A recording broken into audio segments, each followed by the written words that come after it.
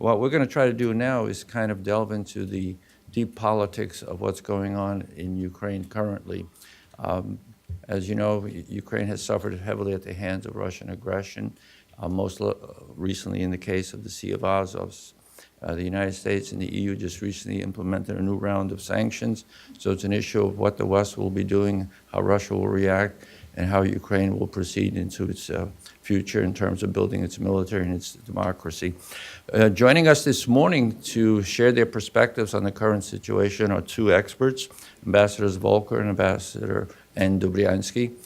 Kurt Volker has a long and distinguished career in terms of professional foreign service work. He joined the CIA as an analyst, then moved over to the Foreign Service, served as a Deputy Assistant Secretary of State for European Affairs, worked on the Senate staff of Senator John McCain, and went on to become the Executive Director of the McCain Leadership Institute at Arizona State University.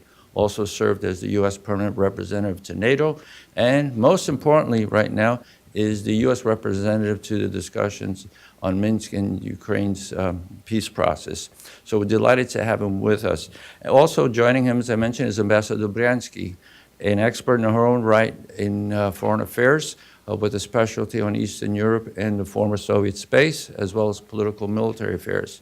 She has the distinction of having served 5 U.S. presidents, both Republican and Democratic, quite an accomplishment, and shows and attests to the high value people put on her talents as well as her expertise.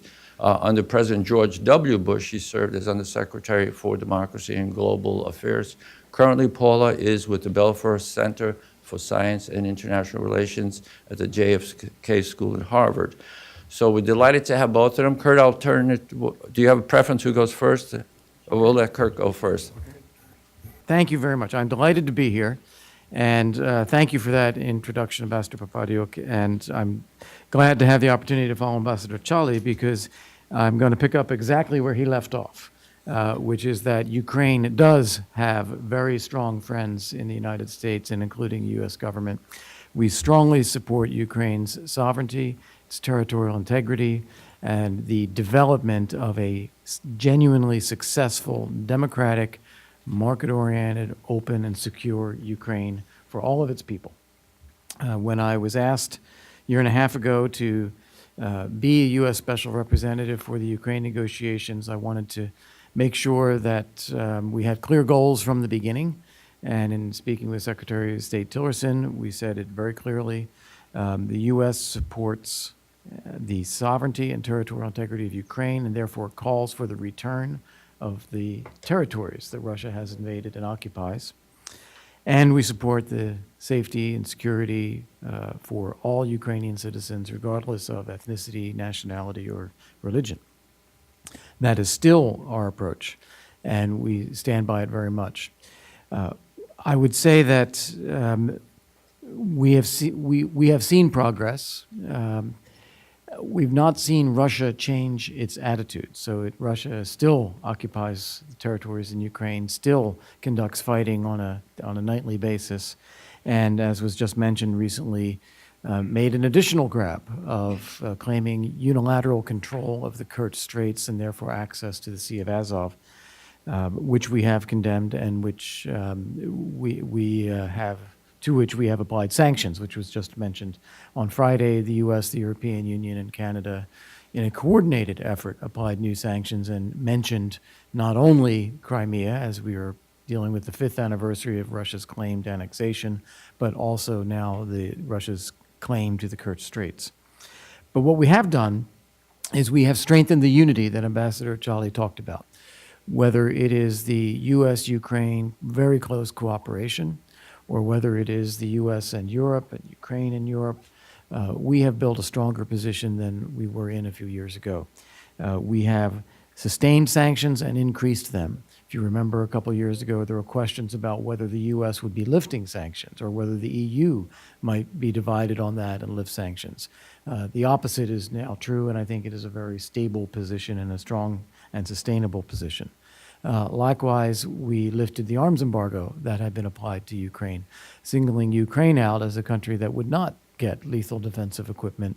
That restriction has been removed, and we have indeed now worked together with Ukraine, as we would with any other country, about addressing its legitimate defensive needs.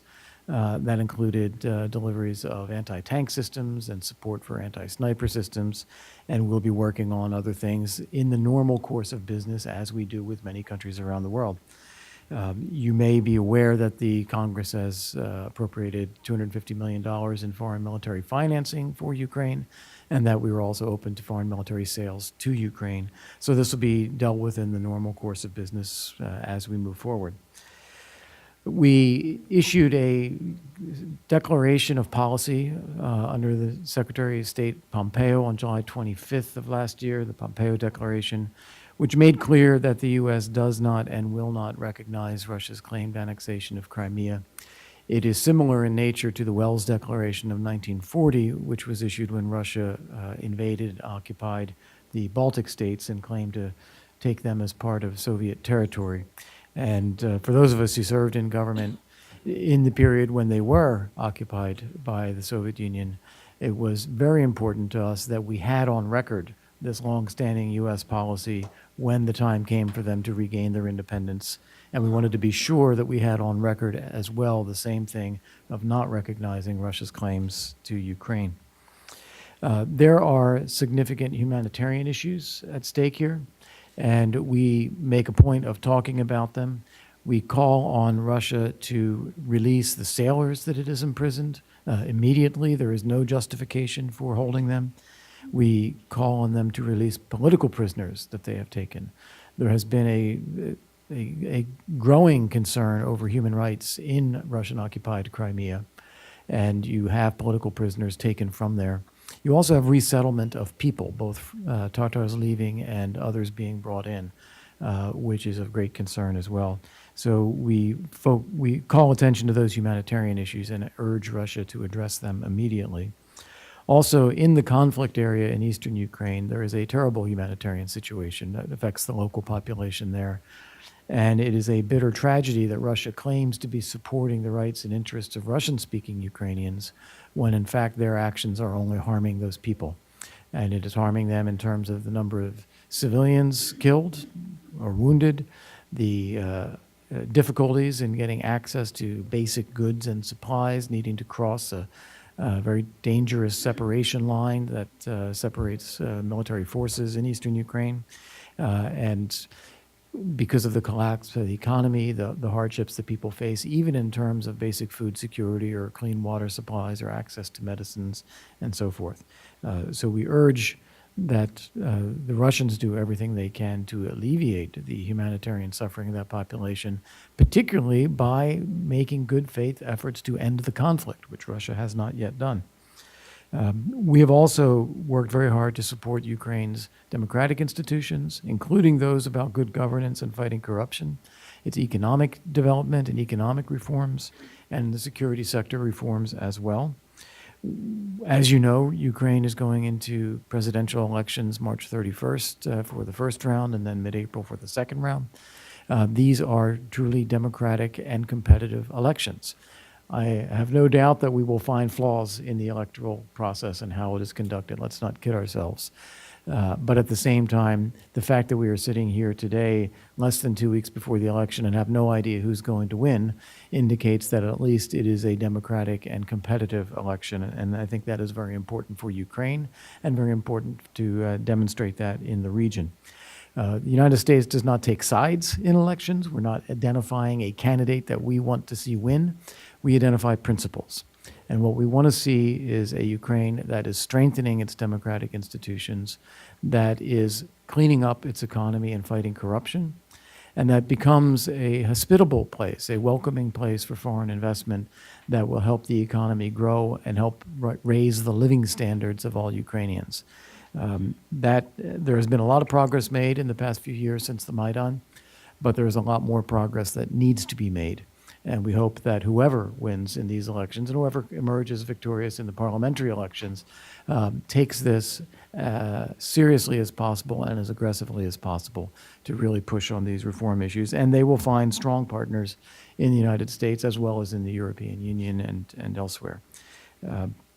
With that, I want to say that we remain committed to seeing the territory of Ukraine restored.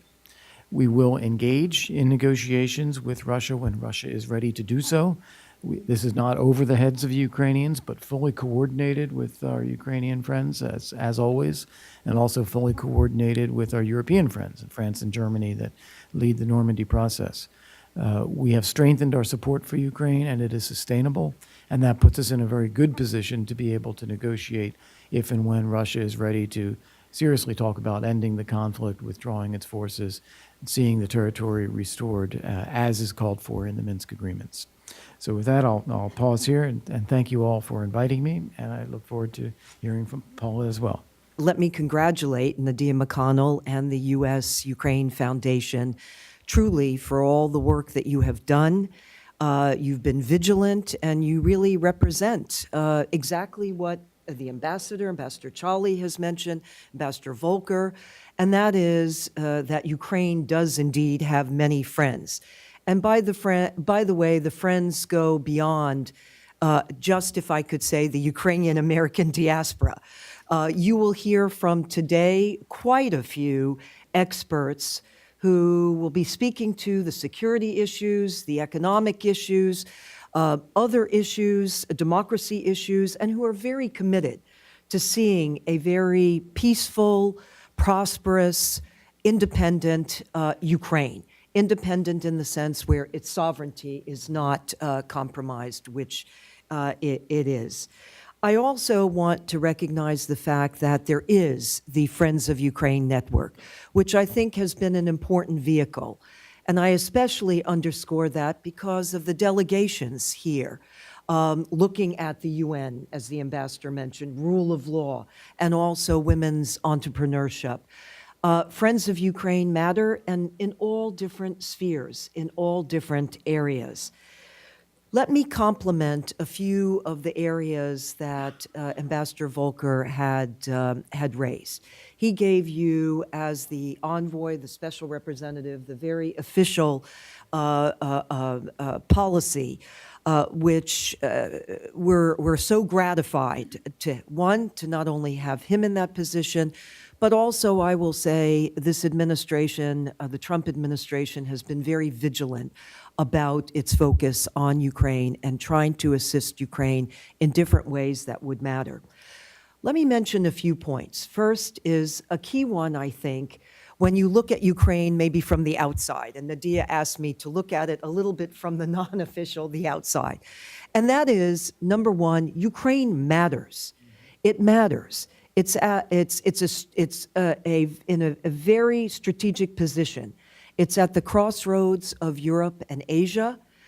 It matters in terms of its size, in terms of also its aspirations, as outlined by Ambassador Charlie, in terms of the orientation that Ukraine seeks to take on.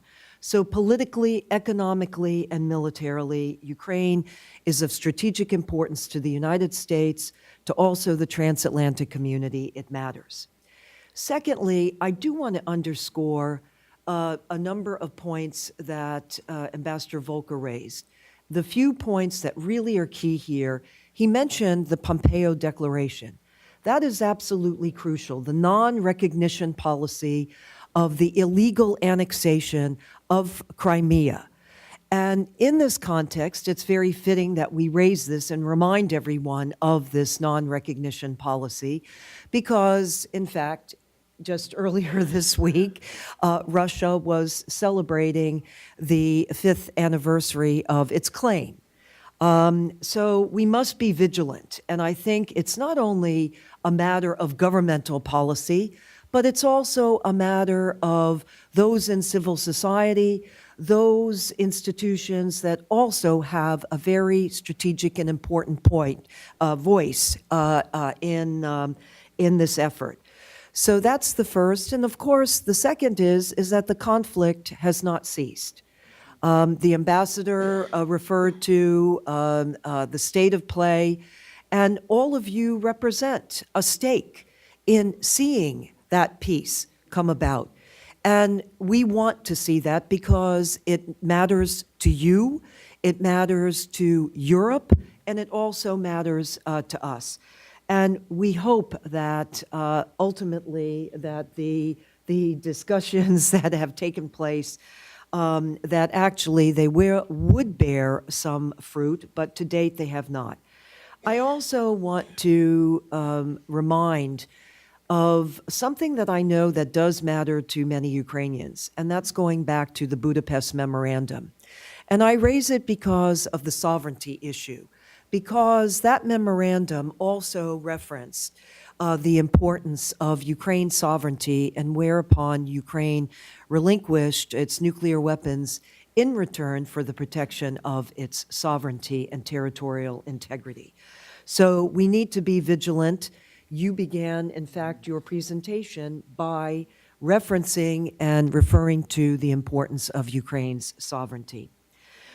Thirdly, I would like to highlight the fact that many friends of the Ukraine Network have been very supportive, and civil society, the outside group, has been very supportive of a number of policy declarations and steps.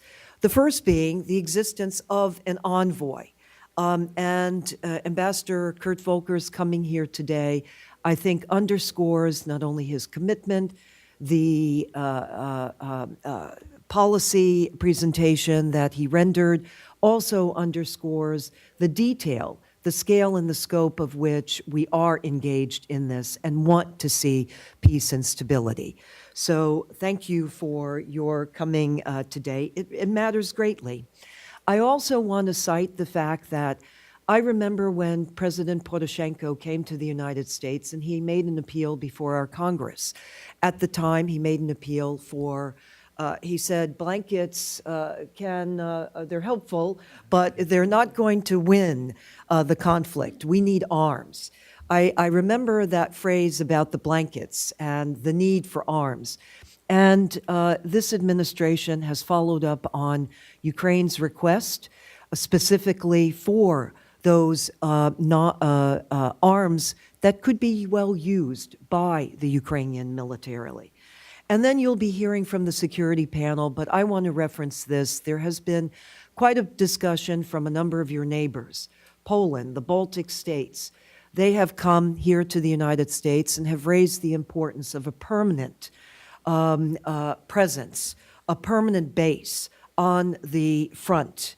Why? Because there's concern about future aggressions that may emanate from the East. And towards that end, I'm sure you'll be hearing more about that. But I think that was an important overture. Particularly the Poles came and had requested the establishment of a permanent fort, as they called it, or a permanent base in Poland, which has been concerned about deterrence and a deterrence for future threats.